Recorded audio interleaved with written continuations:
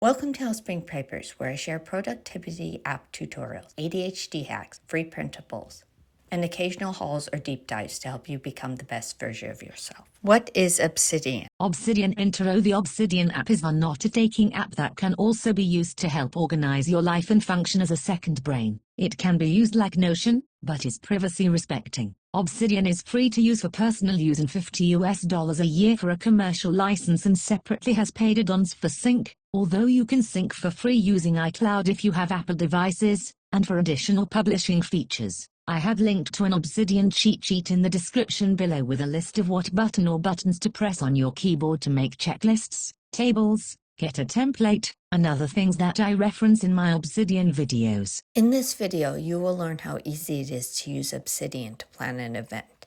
If you know Markdown, you can make it fancier, but I want to keep it simple. Obviously, for a real event, it would require more pages, but I'm using this as a demonstration to give you the idea.